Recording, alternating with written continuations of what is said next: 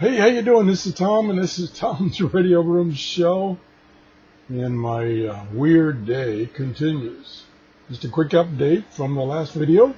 I was uploading the last video about all my problems today, and my computer shut off. I'm like, what the heck is that about? Well, short story is, when I was moving things around trying to get the audio to work, I set a big speaker. It's a center speaker for stereo system for my other computer. I set it on top of this computer, which the ventilation holes are on the top, and I covered them up and the thing overheated. So got that moved back, and hopefully things are working again. Anyway, I'm ready to show you what's under here. This is a radio I got from Jeff. He brought them to me to do a review. Boy, it's been a bad day. Oh gosh. On my shows, I've already taken it out of the cabinet because what's really exciting about it is what's inside. So let's take a look. Here it is. There's the back of it. Let me turn it back around here. There's the front of it. Kind of an old style radio. Reminds me of the two other radios you brought to me, but this one's much smaller. And has a big tuning knob in the middle, two other knobs on the side. So let's look at the circuitry here. And I have some notes from Scott, who that's who I was going to do a hangout with, discuss this, but I can't do hangouts anymore. Let me zoom in a little bit. There's the circuitry. And what Scott says is, looks like it was a homemade radio. This is a piece of wood here that everything's mounted on. The chassis, let me show you, let me put this down for a second. And there is the cabinet that I took it out of so you could see the innards. Back over here. Maybe we'll zoom in just a little more. I'm going to zoom in close to show you one thing, and then I'll zoom back out, is these two little miniature micro tubes here. These are actually tubes, and you can see, of course, my focus is not working as usual. Let me do it a manual focus and see if I can get a little clearer focus there. And no. Okay, anyway, the two tubes here, tuning capacitor there. This appears to be the volume and on-off control. And then this is, oops, saw this picture. Over here is another potentiometer that goes to this guy. Maybe it's like fine tuning or something. We see what else Scott said. Also, there's two antennas. One there, one there. He says the tubes are dual triodes with a filament voltage of 6.3 volts. With 4 triodes, you could have a local oscillator, mixer, detector, and audio amplifier. Okay. With those two ferrite antennas, it might be a super heterodyne rather than a regenerative radio. Although it could be using the pots for electrical feedback for a regenerative circuit. That's this pot here.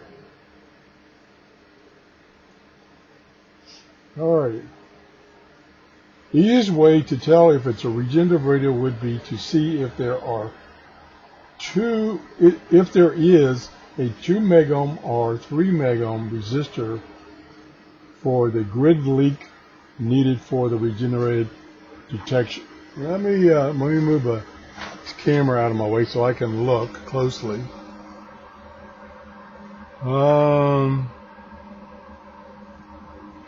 Not sure. Again, this is pretty much homemade.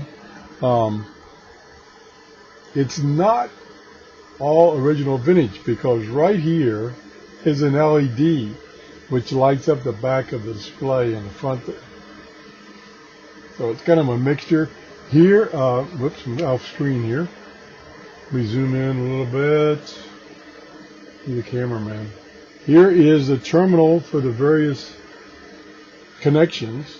Antenna, ground, A minus, A plus, B minus, B plus, there's two B plus, and one is marked DE something, DT maybe, and the other was marked AMP amp. I guess that's what that stands for. Very unusual radio. Let me zoom back out so you can see the whole chassis. If there's any other notes that Scott gave me. Said looks like the circuit wouldn't be too hard to trace out. Okay. Alrighty. Now let me look at Jeff, who loaned me these radios, what his notes say. It says it's battery powered, but he doesn't know what kind of batteries. And he says, please mention the JARS Club, the Jacksonville Antique Radio Society, which I guess this is somehow associated with that club. Give you a shout out to the JARS Club in Jacksonville. If any of you see this video, I appreciate you coming by. Let me show you the front of this thing again. Here is a headphone jack and the main tuning dial, and then the other two knobs, and then it goes in a chassis I showed you a few minutes ago. But that's about it. Very interesting. I would not attempt to apply voltage to this because this is not mine. If it was mine, I would, but it's not mine. Don't want to damage it forever, especially today. I am not having a good day today. I got another weird one. Is these, let me, where the heck's my camera? These speakers right here. I have another set over on a computer across the room, which the pump that shoots up the water stopped working, so I got these as a replacement. But what's weird, right now those speakers are connected to a computer which is turned off.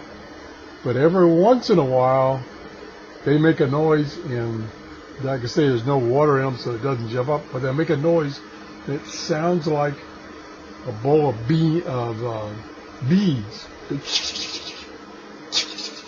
It just randomly does it. I think my office is haunted. Anyway, that's it.